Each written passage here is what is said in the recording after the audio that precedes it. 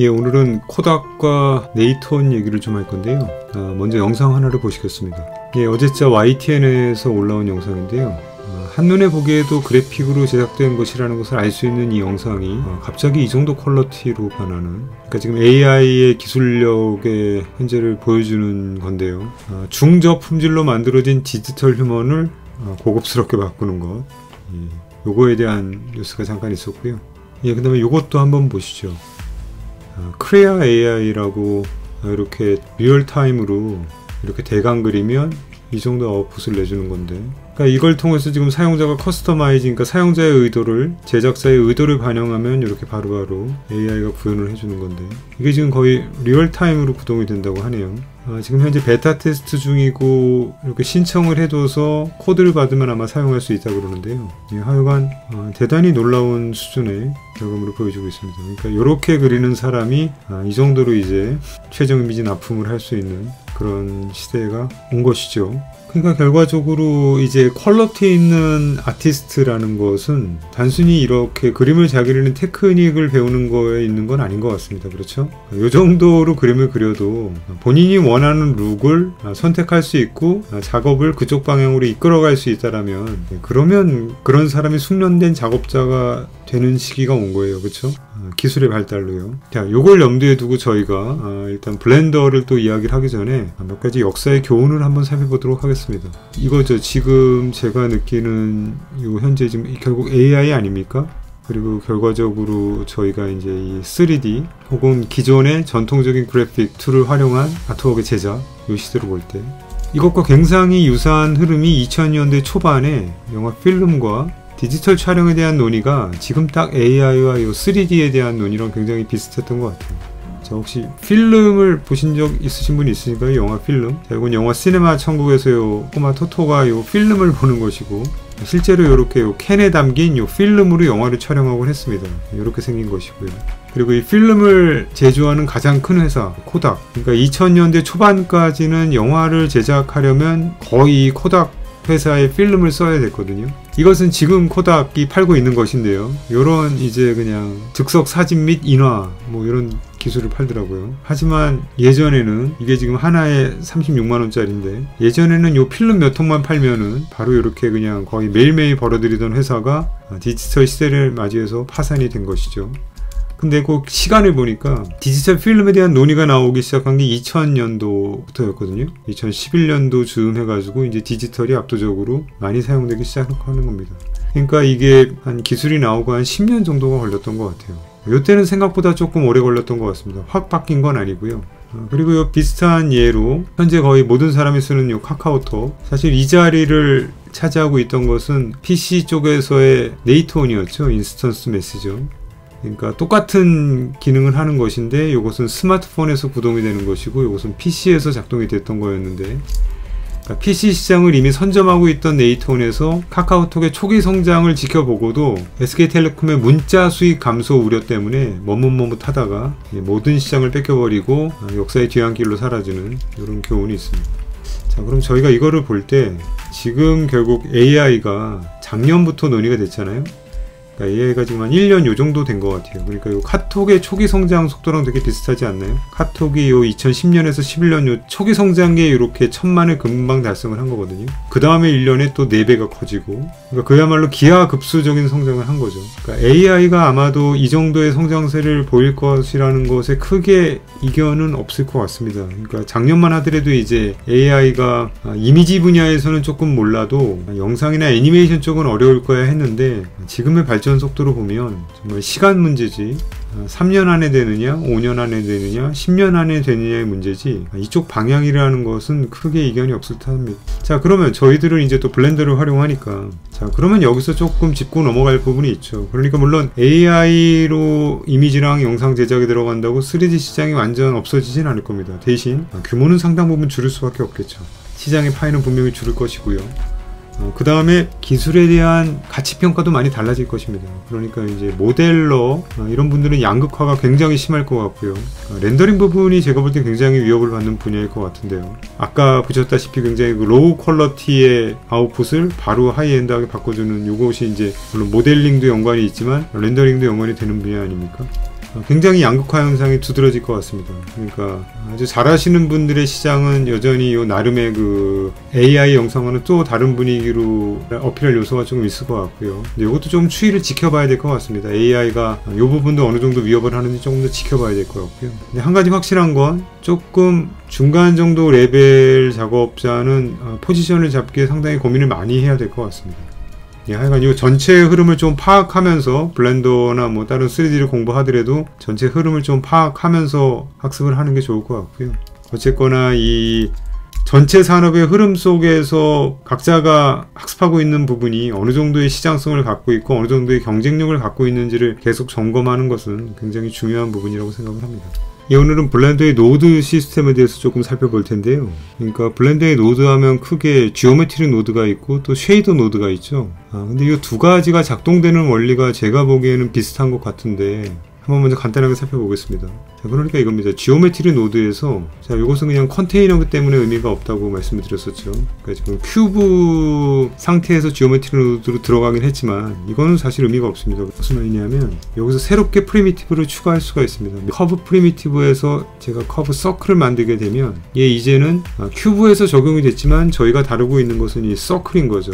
근데 재밌는 것이 지오메트리 노드에서 서클을 만드는 방법이 몇 가지일까요? 일단 요 한 가지는 지금 나왔지 않습니까? 요 커브 서클을 연결한 한 가지. 근데 또 이렇게도 서클이 되거든요.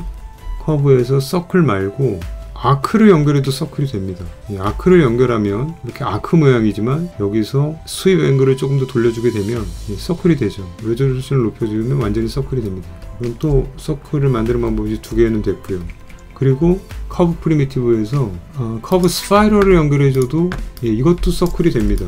스타트 레디어스와 엔드 레디어스 사이즈를 동일하게 해주면 서클이 됩니다.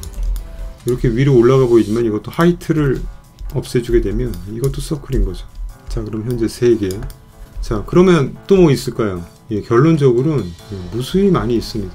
그러니까 이론적으로 접근을 해보죠. 자, 원을 만드는 방법은 어떤 방식이 있을까요? 그냥 이렇게 라인을 하나 만든 다음에 라인을 어떤 수학 공식에 따라서 이렇게 휘어지게 만들게 되면 이것도 원이 될 것입니다. 그렇죠? 그리고 혹은 그냥 점들을 무수히 촘촘하게 원형으로 배열한 다음에 이걸 연결해줘도 원이 되겠죠. 자, 라인을 이용한 것만 한 번 더 보도록 하겠습니다. 커브 라인을 연결해주고요. 이것은 제가 남아프리카 공화국의 수학 선생님께서 블렌더를 쓰시는 것을 보고 배운 것인데 저는 이 수학적 원리를 이해하지 못합니다. 하지만 커브 라인을 수학적 수식을 통해서 원으로 만들 수 있다. 이것을 인식하게 된 것이고요. 간단하게 보면 리샘플 커브로 정점을 충분하게 만들어주고요. 그 다음에 점의 위치를 이제 라인을 바꿔줄 거니까 셋 포지션 노드로 활용합니다. 그리고 커브 파라미터를 사인, 코사인, 이 커브 라인에서 이렇게 연결해줘도 이게 이제 서클이 되는 거죠. 아직은 서클이 아니지만 여기에 멀티플라이 노드를 추가해주게 되면 쭉 이어지면 이제 서클이 되는 겁니다. 그러니까 저는 이제 요거를 이해하는 게 지오메트리 노드의 가장 중요한 부분이라고 생각을 하고요. 그러니까 결국 블렌더에서 지오메트리 노드는 결과적으로 이거 아닙니까? 그러니까 저희가 보는 이 커브 서클, 아크, 스파이럴, 결국 그런 것들은 요 정점들을 이러한 수식에 의해 가지고 배열시켜 놓은 것이라는 것이죠. 요 개념을 이해하는 것이 지오메트리 노드에 접근하는 가장 큰 전제가 될 수 있다고 생각을 하고요.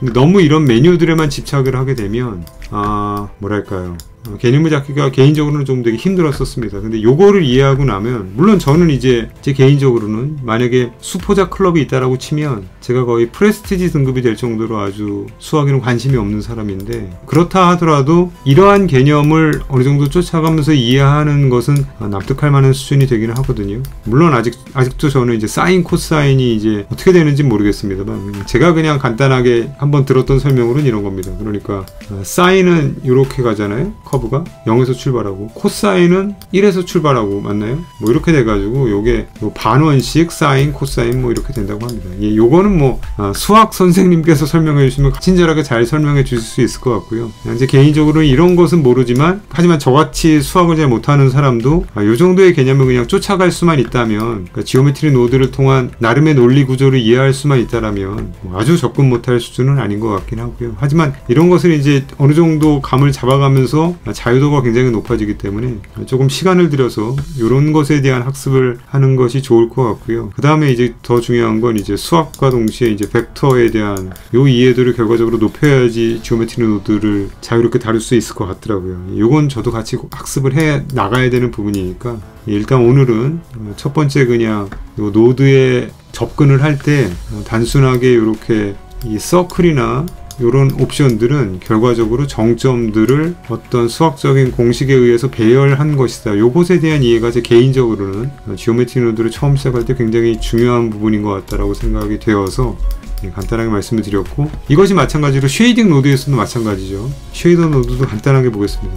쉐이더 노드에서도 플랜을 매핑한다라고 봤을 때 좌표를 볼 거니까 이건 일단 삭제를 하겠습니다. 자, 텍스처 코디네이트를 저희가 설정한다고 봤을 때 지난번에 말씀드렸다시피 이 오브젝트는 결국 이 UV 좌표가 여기서 1로 시작되는 것을 이 오브젝트 좌표는 결국 맵 레인지를 시켜서 여기를 00으로 잡고 가는 요거다 말씀드렸잖아요. 이것을 결과적으로 여기서 뭐 UV로 연결하고 이런 것은 제 개인적으로는 크게 의미가 없고요. 문제는 이 상태에서 이 좌표 체계의 위치를 얼만큼 바꿀 수 있느냐. 마찬가지로 벡터 매스를 통해서 이것을 위치를 바꿀 수 있단 말이죠. 요게 중요하다라는 겁니다. 요 개념을 이해하고 들어가는 것이 굉장히 중요할 것 같고요. 요 개념을 이해하게 되면 이제 프로시주얼하게 그림을 그릴 수가 있죠. 어떤 거냐면, 자, 이 오브젝트의 좌표를 separate x, y, z로 x축을 기준으로 분리를 한 다음에 x에 greater than 노드를 추가하게 되면 이렇게 하드한 경계를 만들어 줄 수가 있는데, 이것을 통해서 그림을 그릴 수가 있단 말이죠. 그러니까 어떤 그림? 자, 이것도 마찬가지로 수학적인 수식을 대입해 보자면, 이 앱솔루트로 하게 되면 이렇게 될 수가 있고, 간단하게 선부터 보죠. greater than으로 하게 되면 이쪽과 이제 흑백이 나눠지게 되는데, 이것을 compare로 바꾸게 되면, 자, compare는 요 value 값이 요 위치인 거죠. 지금 0인데 엡실론이 0.5니까 0.5씩을 받아준 거고, 근데 엡실론 사이즈를 줄여주게 되면 이렇게 얇은 선이 되고, 더 줄여주게 되면 더 얇은 선이 되는데, 여기서 이제 value 값은 요 선의 위치를 결정지을 수 있는 것이죠. 그리고 만약에 요 선을 요 x축으로 대칭을 시키고 싶다라면, 앱솔루트를 추가하게 되면 대칭이 되는 것이고, 그 다음에 선의 위치를 이렇게 이동을 시켜주고 싶을 경우엔 애들을 통해서 이동을 시켜줄 수가 있고, 혹은 멀티플라이를 통해서 간격과 이런 그래피컬한 모양을 바꿔줄 수가 있다. 사인 웨이브를 활용할 수가 있고, 마찬가지로 앱솔루트를 통해서 지금 대칭이 되는 것이겠고요. 이 진폭을 조절할 수가 있고, 요것은 위아래. 이걸 통해서 이제 자유롭게 그림을 그릴 수 있는 것인데, 이것이 이제 수학을 전공하신 분들은 너무나 이 부분이 재미있으실 것이고요. 그쵸? 수학과 함께 오랫동안 마음고생을 했던 저 같은 분들은 이제 요것에 어떻게든 적응을 해 나가야 되는데, 근데 이게 또 한편으로는 한 걸음씩 가다 보면 또 그렇게 이해 못할 정도는 아닌 것 같기에 접근을 해야 되는데, 일단은 그래도 어쨌거나 학습의 방향은 이 부분에 굉장히 비중을 두고 있어야 나중에 자유도가 굉장히 높아질 것이고, 그래야 AI와 조금 차별화되는 결과물을 만들어내는데 어느 정도는 유리한 고지를 차지할 수 있지 않을까 하고 개인적으로는 생각하고 있습니다. 하여간 일단 전체적인 방향만 말씀을 드렸고요. 저도 이 부분에 대해서 정말 학습할 부분이 너무 많아서 굉장히 좀 암담하긴 하지만, 여러 지나가시는 수학 선생님들의 조언을 통해서 이 부분들이 조금씩 더 이해가 깊어지면 도움이 되지 않을까 싶습니다.